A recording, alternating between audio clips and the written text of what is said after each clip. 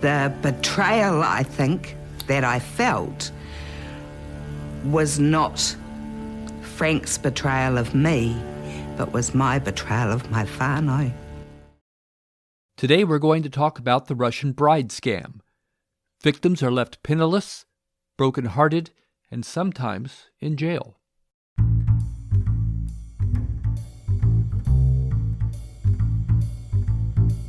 This is Scams and Cons, and I'm Jim Grinstead. I won't tell you a victim's sob story, but I will tell you how the scam was pulled off. But don't think you can learn how to beat the next con artist that comes your way. If you're the mark, you'll never see it coming.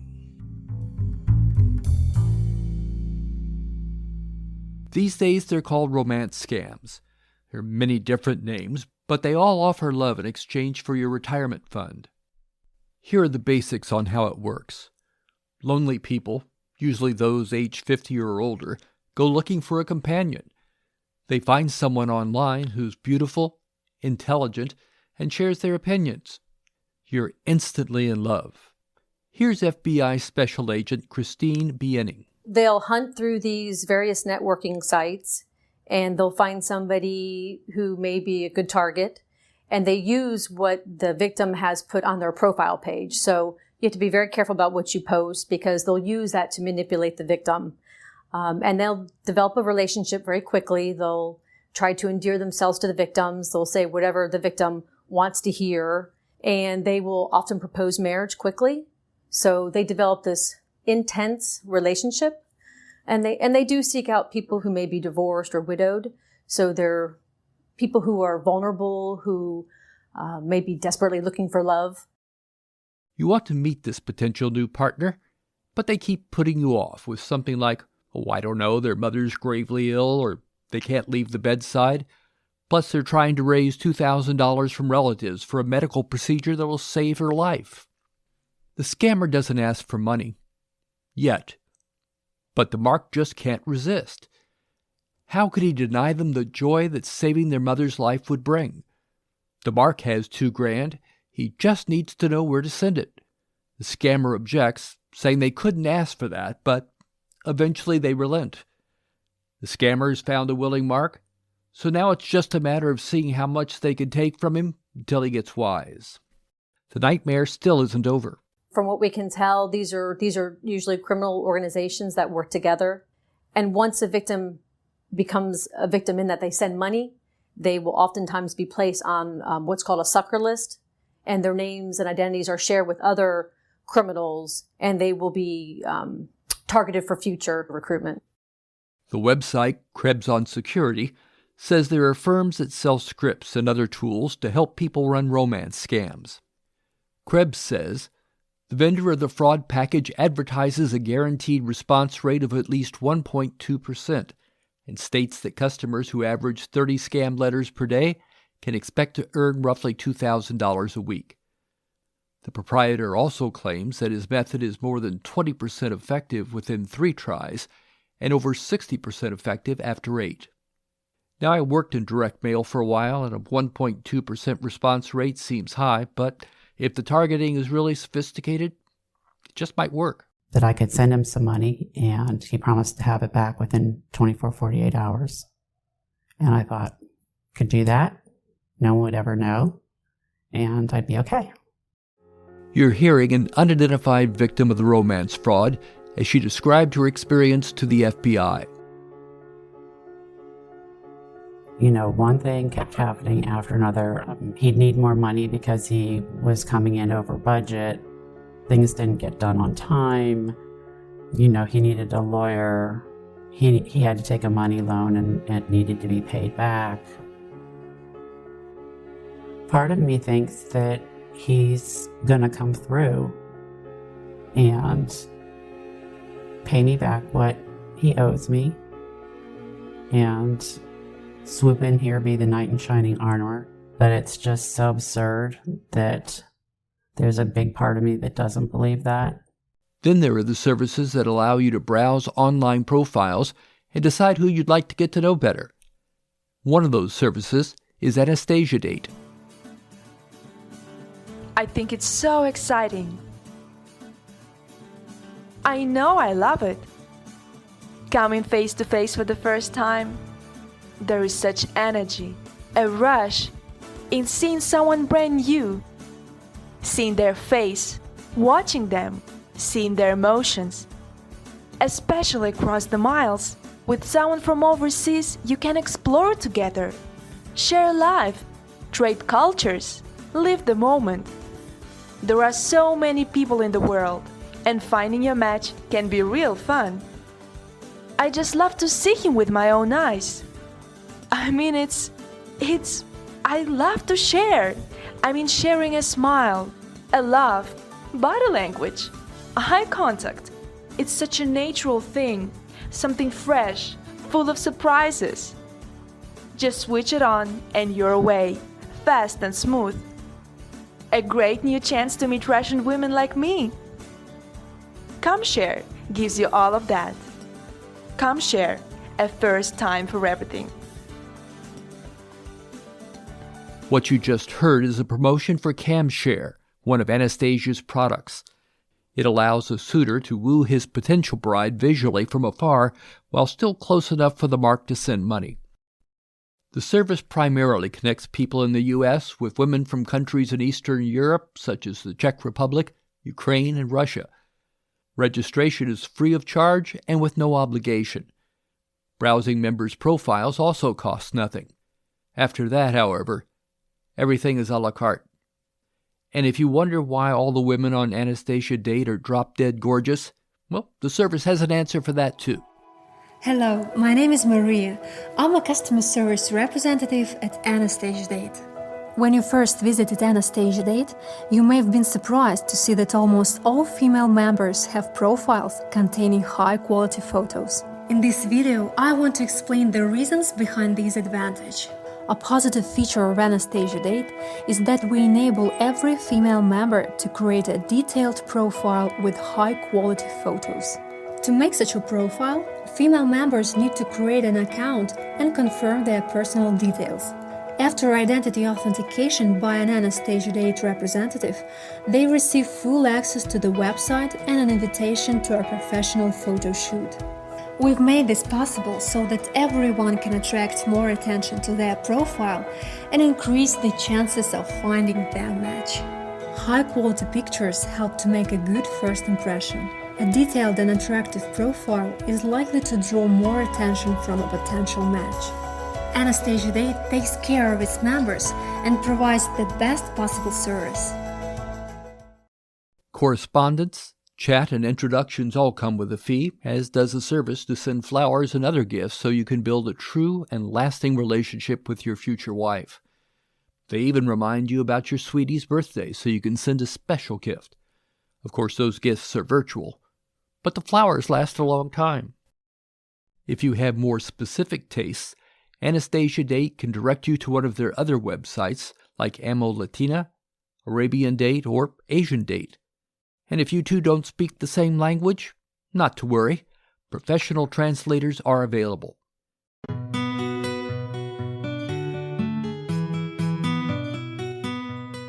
So what does all this cost? Well, for that you must register, and why wouldn't you? It's free, as long as you don't think giving up your personal information has a value.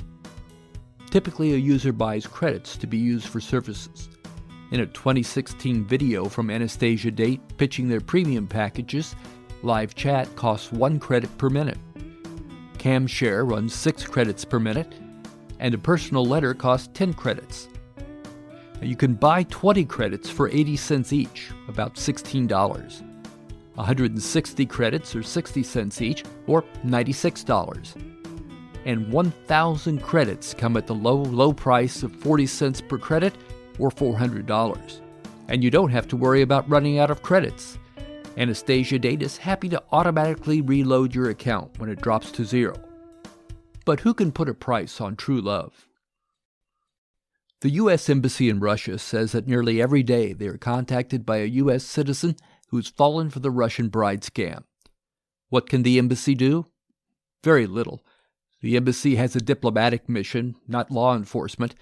The best they can do is provide information about how to contact local police. What the embassy can do is process visas. If a Russian national wants to visit the United States, they must apply to the embassy for a visa, and within 10 days they'll have an in-person interview with the applicant. An on-the-spot decision is made whether to approve the visa, but that doesn't happen, as the scammer never intends to meet the mark face-to-face. It's much easier and faster to have the money sent to their bank accounts. So how does that happen? How do scammers get their hands on your money? They don't worry about such trivial things. They have that covered and have for decades. And each evolution in technology makes it easier. The iTunes gift card as a payment method is one that we identified last year as emerging form of payment. Like I said before, they normally ask for wire transfers or maybe a prepaid debit card, but these iTunes cards, they'll tell you to go to Target or to Best Buy and put money onto an iTunes gift card and then send them the code on the back of that card. That allows the scammer to immediately deduct the funds that were loaded onto that card from the card itself. And so now they have access to those funds, and as Mr. Camas said, they quickly sell those funds or access to those codes on a thriving black market. What we understand is that this is often located in East Asia. That was John Brault of the National Consumers League speaking on C-SPAN.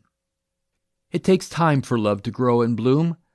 One must be patient and accept the other person as they are. You must be caring and giving and giving and giving. An unidentified victim of the Russian bride scam talked with WNDU in South Bend, Indiana. She said she ended up sending the scammer about $150,000. It got pretty intense fairly quickly. I love you. I want to be with you for the rest of my life. Lots of passion and lots of attention. It's almost like there's got to be something coming, but you're in so far that you just play it through. Usually victims of the Russian bride scam not only lose their money, they leave heartbroken, with diminished self-respect and a loss of faith in other people. And in one case, a woman lost 2.5 years of her life, and she spent it in an Argentinian jail.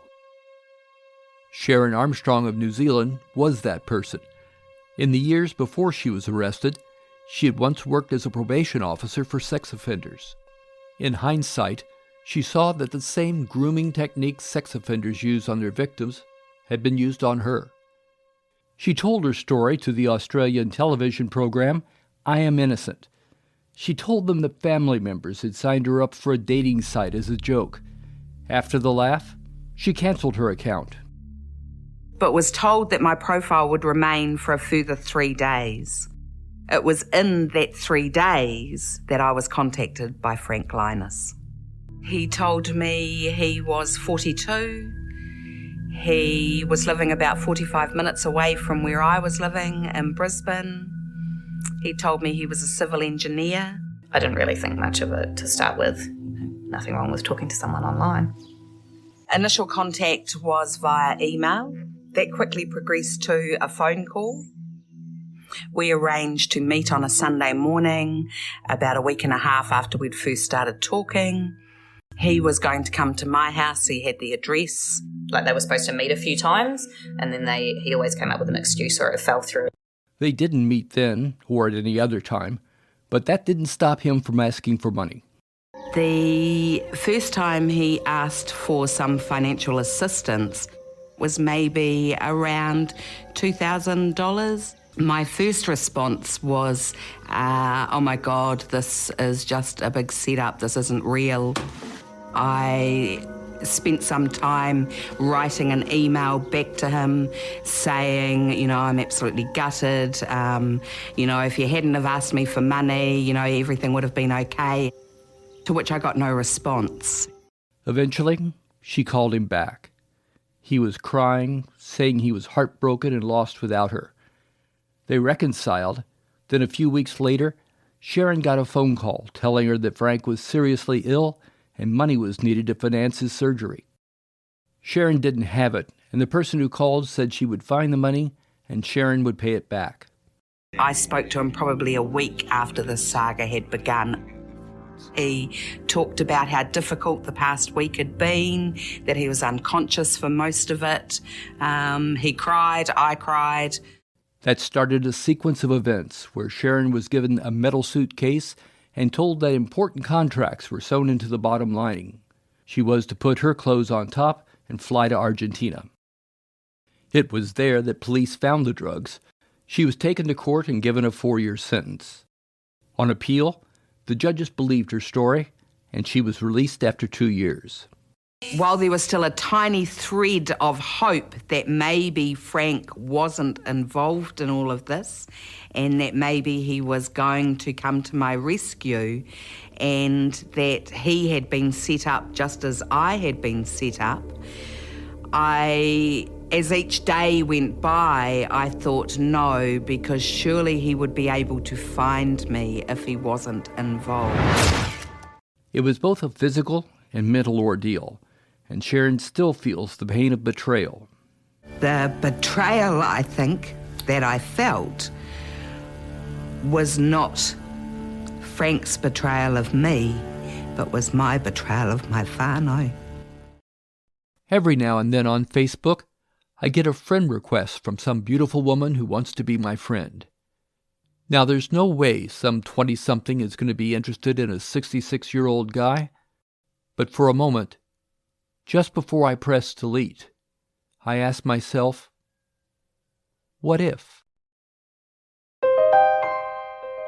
People get taken by a scam or con because they want to believe they can become richer, smarter, or more attractive to a partner. But because they were the mark, they never realized they were being scammed. They never saw it coming. What you can believe in is that a new episode of Scams and Cons is coming in 2 weeks. Thanks for listening.